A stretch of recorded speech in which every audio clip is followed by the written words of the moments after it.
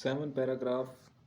I was sent on a 3 months training course to Karachi.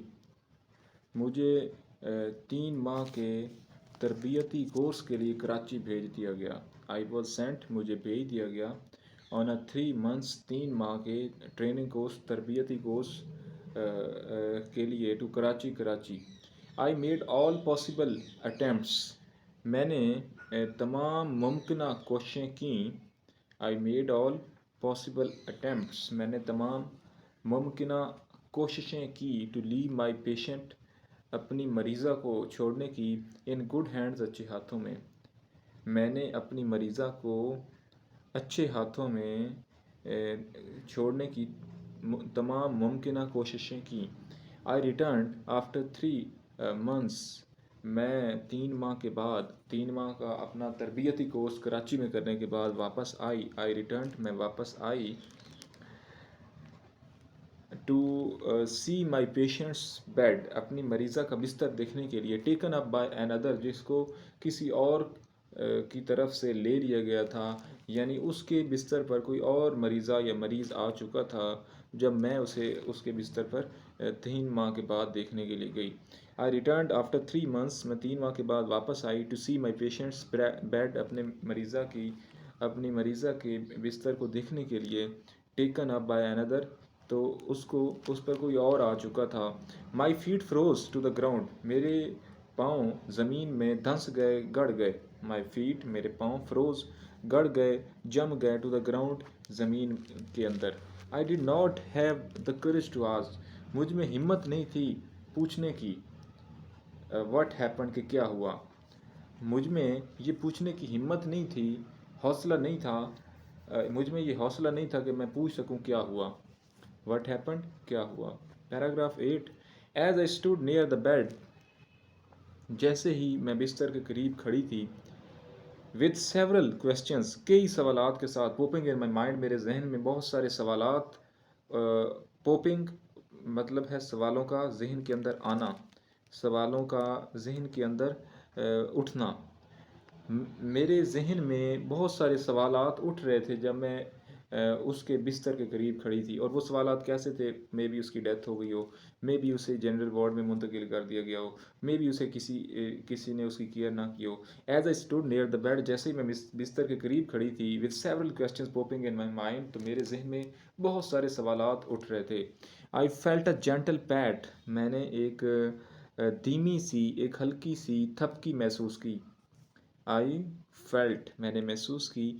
Gentle پیٹ ایک ہلکی سی دھیمی سی تھپکی. آن my shoulder اپنے کاندھے پر. آئی turned around میں واپس مڑی. And see a young woman اور ایک نوجوان خاتون کو دیکھا. اسمائلنگ ایٹ می جو مجھ پر مسکرا رہی تھی. میں واپس مڑی اور میں نے دیکھا کہ ایک ینگ وومن، ایک نوجوان عورت خاتون جو مجھ پر مسکرا رہی تھی. Are you looking for your patient تو وہ جو پیچھے مسکرا رہی خاتون ہے وہ کہتی ہیں آر یو لوکنگ کیا آپ دیکھ رہی ہیں، فار یور پیشنٹ اپنی مریضہ کو دیکھ رہی ہیں، کیا آپ اپنی مریضہ کو دیکھ رہی ہیں، ان کی تلاش میں. شی سیڈ اس نے کہا. And gave me a big hug اس نے کہا اور مجھے ایک بڑی سی جپھی دی، مجھے گلے سے لگا لیا.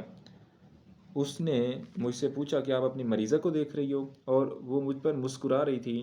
اور اس نے شی گیو می اے بگ ہگ اور مجھے اس نے ایک بڑی جپھی دی، ایک زوردار طریقے سے گلے لگا لیا.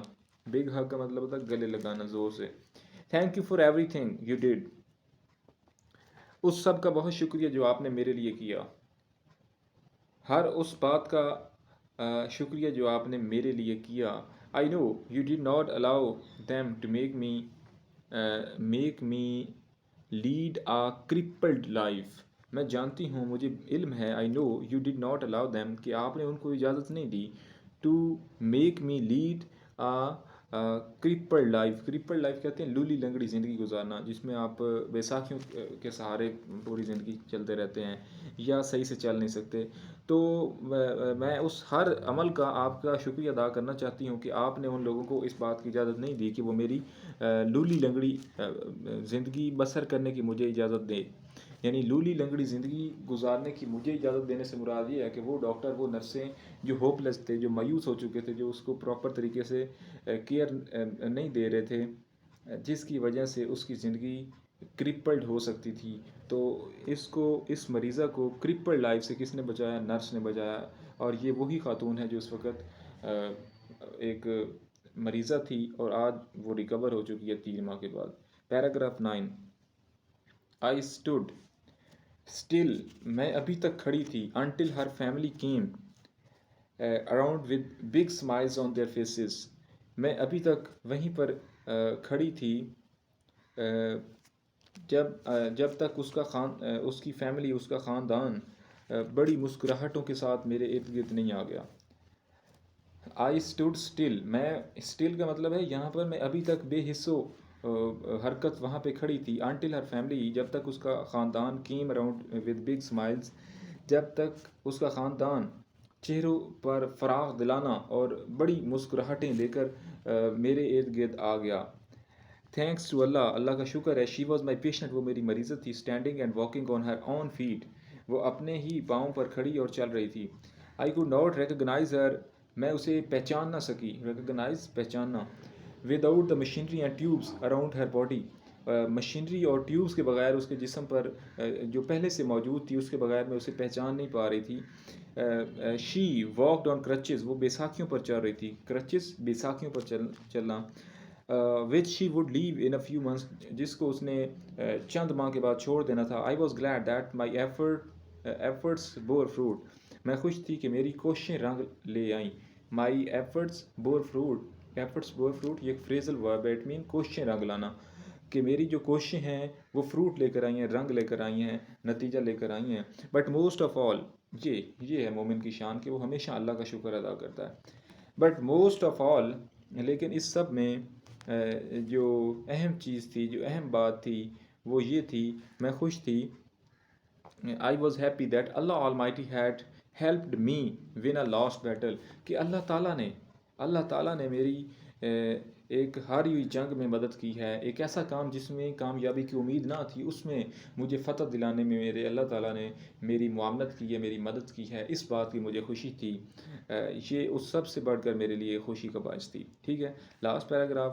شی and her family had entered into considerable bound of friendship with me, وہ اور اس کا خاندان ہیڈ انٹرڈ، داخل ہو گئے، انٹو اے کنسیڈریبل، ایک قابل ذکر، ایک قابل تعریف، باؤنڈ آف فرینڈ شپ، دوستی کے بندھن میں میرے ساتھ اس کی فیملی اور وہ ایک قابل تعریف اور ایک قابل ذکر دوستی کے بندھن میں منتقل ہو گئے، داخل ہو گئے. آئی واز ہمبلڈ، میں عاجز تھی، میں منکسر المزاج تھی، میں انکساری کے عالم میں تھی. By their sense of gratitude towards me, ان کا میرے متعلق ان کی جو شکر گزاری کے جو تاثرات تھے، اس کی وجہ سے میں انکساری محسوس کرنے لگی. سینس آف گریٹیٹیوڈ کا مطلب ہوتا ہے شکر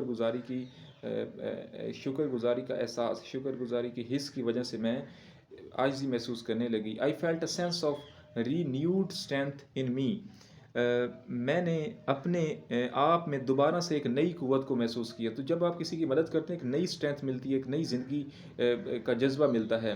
ویئر دیر از ول دیر از اے وے، جہاں چاہ وہاں راہ، مطلب کوشش کی جائے تو مسئلہ حل ہو جاتا ہے.